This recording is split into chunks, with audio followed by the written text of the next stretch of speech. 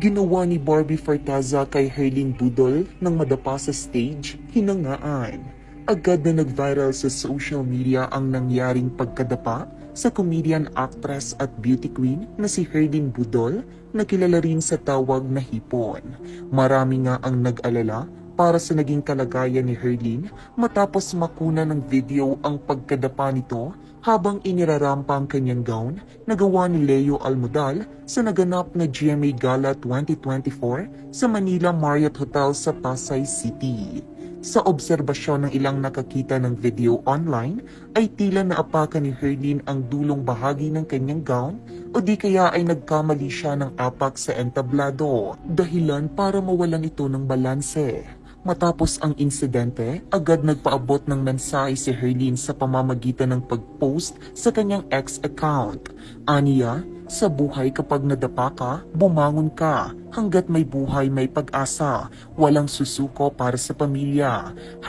#GMA Gala 2024. Sinagot din niyang mga patutsada ng ilang netizens na gawa-gawa lamang o talagang sinadya niya ang pagkadapa sa stage para muling pag-usapan ang kanyang pangalan ng publiko. Pagdapa, hindi pinagtatawanan. Accident always happen. Sa palagay niyo ba gusto ko madapa? Lahat ng tao na dadapa na aksidente.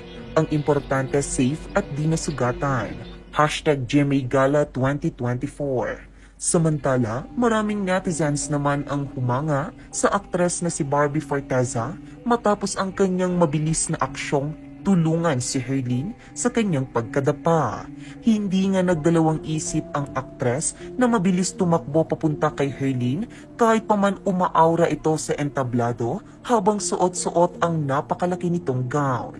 Sa isang TikTok video mapapanood si Barbie na masayang rumarampa sa entablado. Kaway siya ng kaway sa mga manonood at talagang ine-enjoy ang kanyang moment. Kasunod niya sa Herlin Budol at nagkasalubong sila sa entablado. Nagkawayan pa ang dalawa at nagpatuloy sa pagrampa.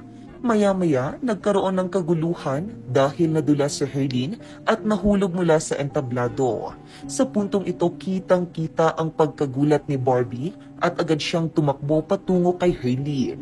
Kahit na nakagown si Barbie, hindi niya ito ininda at tumakbo siya papunta kay Herlin upang tulungan ito. Makikita sa video na isa si Barbie sa mga unang sumaklolo kay Herlin na halos nawala ng poise habang tinutulungan siyang makatayo. Tama nga yung kwento noon ni Ivana Alawi about Barbie. Stay humble and down to earth, Barbie. Malayo pa mararating mo. God bless. Barbie na ang name, Barbie pang ugali. Ikaw na talaga, Lods. So humble, well-mannered. Kaya kasikat, total package, napakabait na bata.